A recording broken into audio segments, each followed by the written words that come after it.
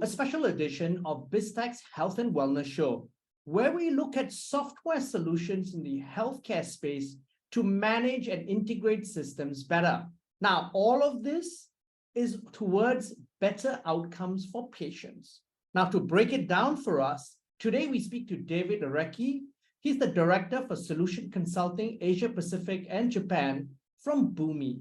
Boomi is a software company that specializes in integration platform as a service, API management, master data management, and data preparation. Now, why is Boomi helpful to healthcare? Now, Boomi makes it quick and easy for customers and partners to discover and manage and orchestrate data while connecting different applications, processes, and people for better and faster outcome. To tell us more about this, welcome to the show, David. Hey, thank you, Brian. Thank you very much for having me, and a great introduction. I think you've summed up beautifully what Boomi does and offers to its customers. Now, give us some historical overview of Boomi and what it does globally. Yeah, no problem at all. Boomi's been around for about 20 years now. So we're a category leading global software as a service company, and having been around for that amount of time, we actually have the largest customer base amongst all the integration platform vendors out there in the market. So there's about 20,000 customers at the moment which use Boomi for a wide variety of use cases, not just in healthcare, but across education, transportation, FSI, anywhere where you need to have applications integrate and share data, or you're looking to automate various business processes within your organization. And, you know, as part of that, we've been positioned as a leader in the Gartner Magic Quadrant for Enterprise iPaaS 8 years in a row. So that really venerates where we are out there in the market. Okay, now I want to zoom in on how you help your healthcare customers keep their data, their systems, and their people connected. Yes, no problem. I mean, it's interesting looking back at the past couple of years and, you know, what's happened with the pandemic, and actually, if you can say we're post-pandemic at the moment. But I guess for a lot of the C-suite out there, they really rushed to digitize or modernize a lot of their legacy infrastructure.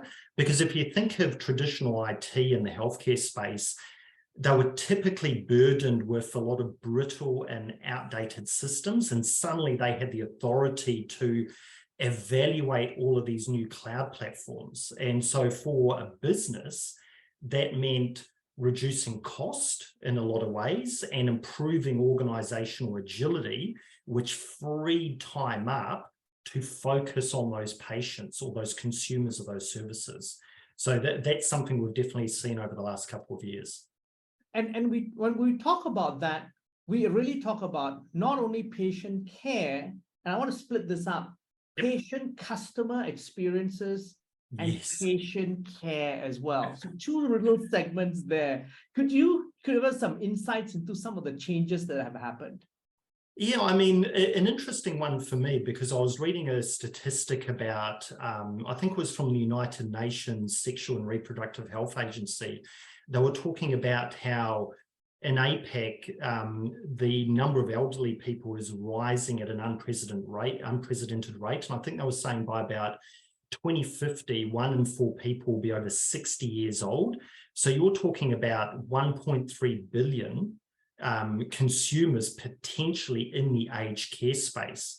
So when you're talking about patient care, you know, Boomi has a lot of focus in that area, and Juniper Aged Care, as an example, in Australia, is a big user of Boomi, and their focus was exactly what I was just mentioning before. They were looking at reducing a lot of their cost and expenditure, driving efficiency throughout the organization to focus on its core mission, which was providing the best possible care to its residents and clients.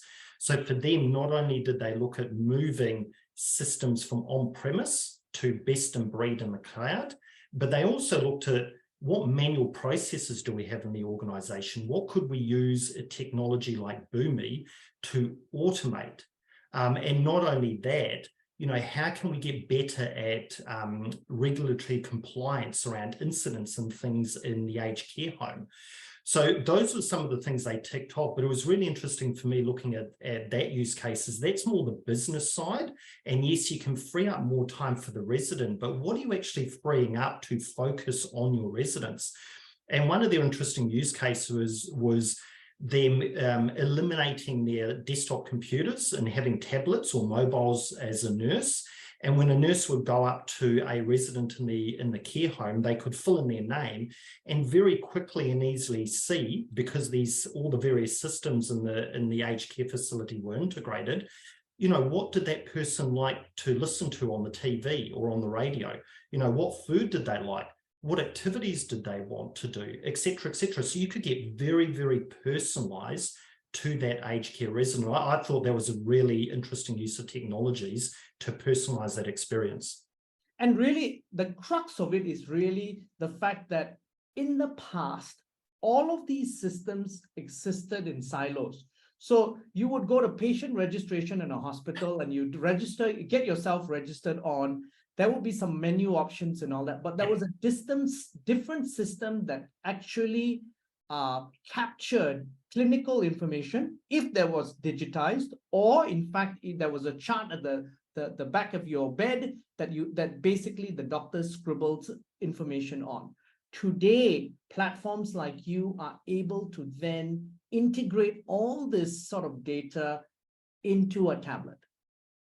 That's exactly right, but it's a little bit more than that, because once you integrate all of those systems together, and especially if you're on that journey of moving from on-premise to the cloud, it opens up new possibilities for you as well. So specifically in the healthcare space, we've seen things, and I know I was reading an article on the Straits Times in Singapore the other day about wait lists for hospitals reaching up to 50 hours.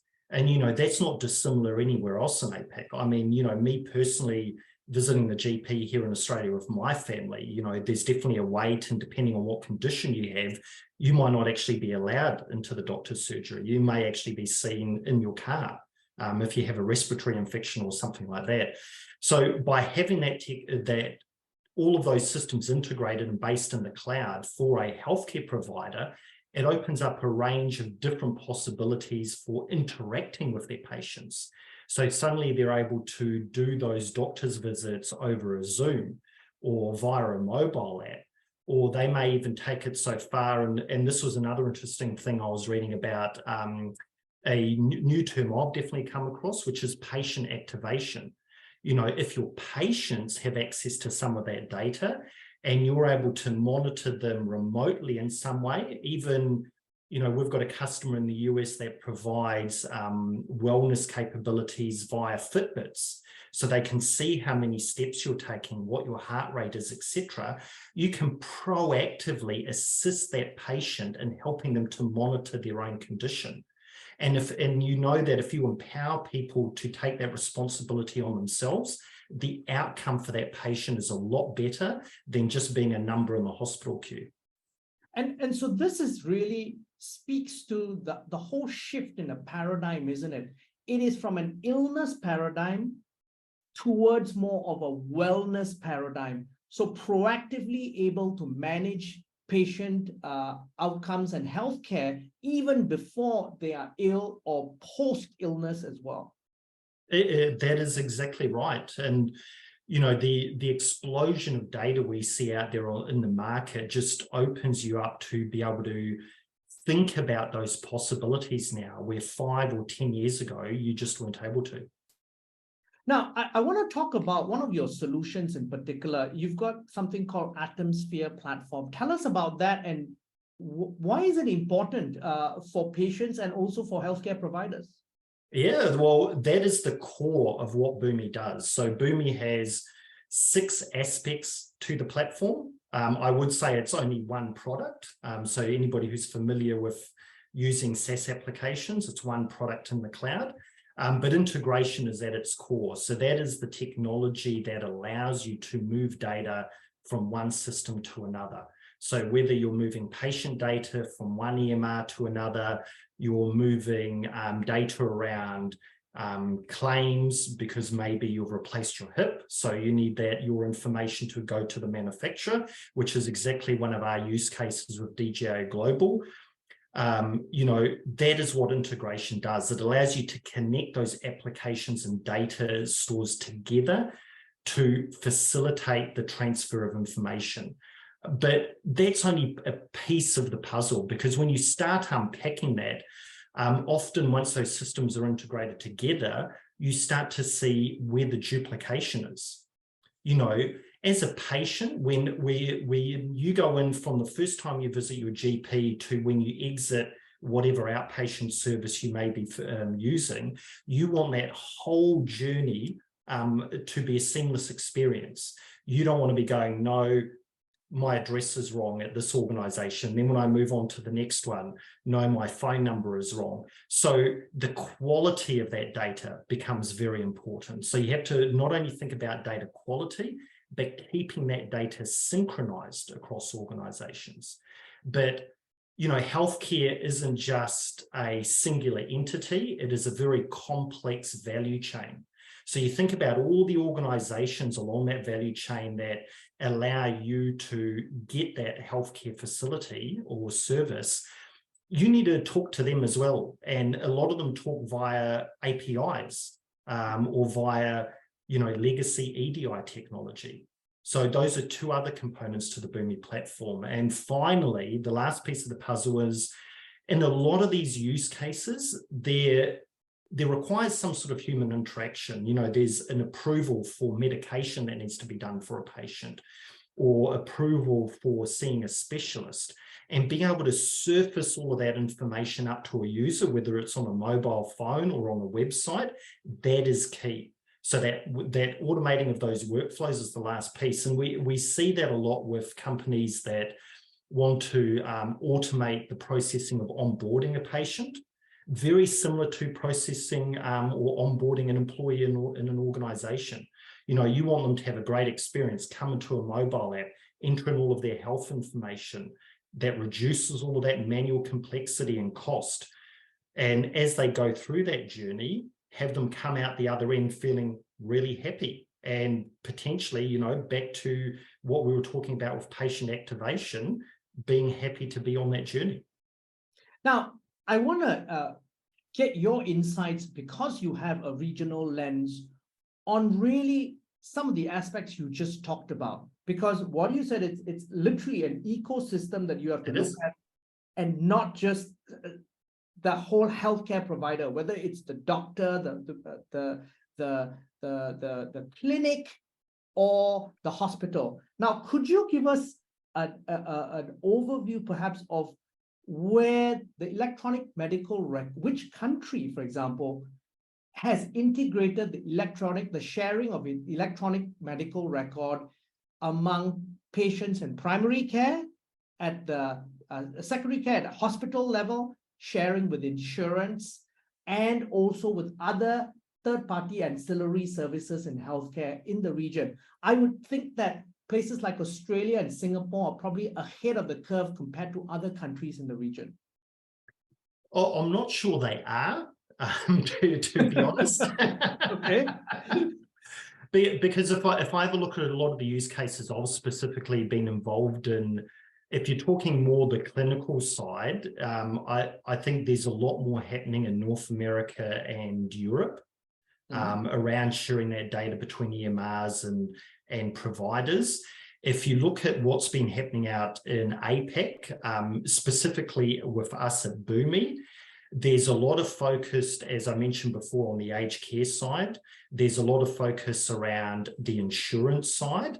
And there's a lot of focus around not-for-profit. So you think companies like Red Cross in Australia, they're a charity who are looking to get donations to provide that healthcare where required. Those are the kinds of spaces that we've seen interest in our platform in the region.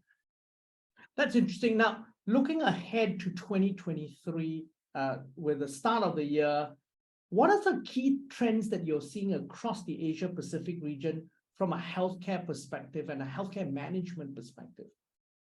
Yeah, I think we've touched on a couple of them. The first one's definitely the aging population, which we touched on earlier. The strained hospitals and healthcare is another area. And probably thirdly, it's around rising healthcare costs. I think we're seeing that across the board. You know, a lot of countries are struggling with inflation and other macroeconomic effects. But it was interesting reading a survey by Global Medical Trends by Willis Tower Watson. They were talking about insurers expecting costs to rise, not just from the 6.9% in 2022, but to 10.2% in 2023. And when you look for the individual consumer, like myself or yourself, you know, I think the Straits Times again in Singapore had a very good article around a survey down around the Forward Singapore exercise, where the number one response of Singaporeans was they were really worried about their healthcare expenses and having that social support in their old age. So it's definitely top of mind for everybody out there in the region.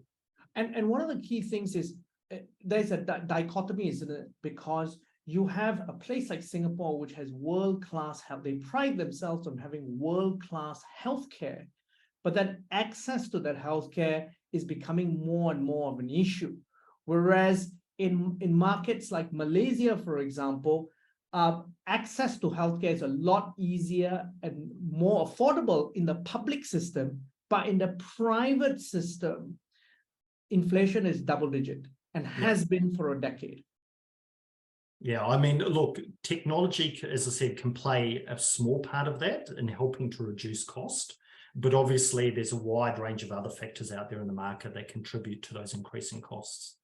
And David, one of the key things that has come out during our conversation is the fact that technology is actually improving patient outcomes from a customer perspective.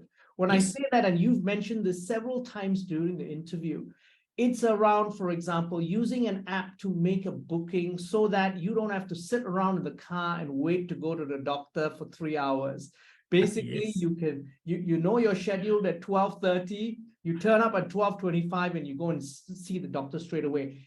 It's as simple, especially in public systems which are overburdened. I think sometimes in places like Malaysia or Indonesia and stuff, those basic outcomes make a huge difference to patient satisfaction.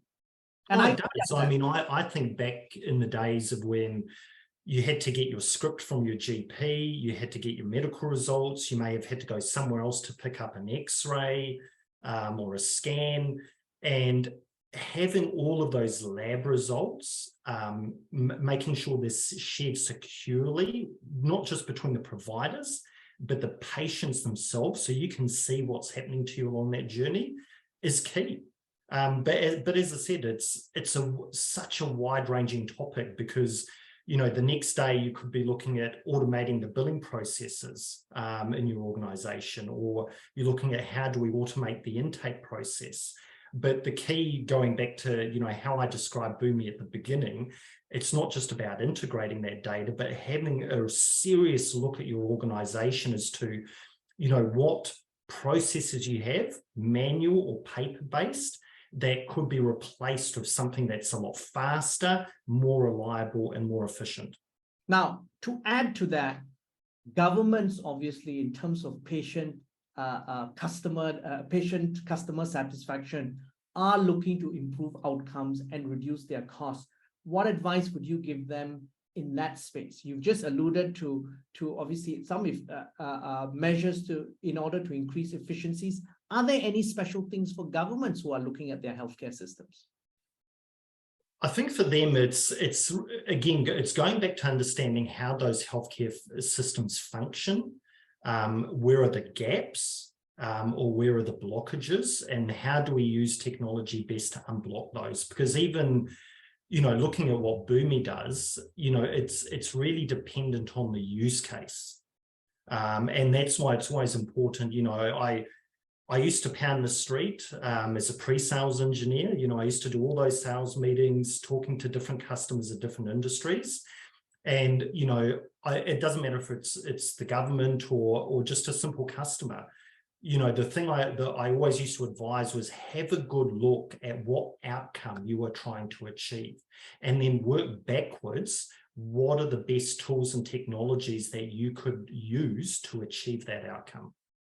Now, David, it's been a fascinating conversation. I've really learned a lot. But before we leave, any final thoughts you'd like to leave our audience with? Yeah, look, I think there's a lot of things I've touched on today that I hope gets the audience thinking, that healthcare is not just about the clinical side. There's a wide array of organizations and businesses that fit into that value chain, and never stop thinking about how you could use technology to not only improve your role day to day or your company's role, but what you can do for your patient. And ultimately, you know, that's what we want at the end of the day. We want that patient experience and that patient to be second to none. Now, David, thank you very much for taking your time to come on the show. No, thank you very much for having me, Brian. I really enjoyed the conversation. Thank you. I'm Brian Fernandez, and we've been speaking to David Ireki, the Director of Solution Consulting, Asia Pacific and Japan at Boomi. Now, this video and podcast will be on our social media platforms as well as our website, www.biztech.asia. It'll also be on our syndication partners, TV stations, radio stations, and websites. Thanks a lot for tuning in.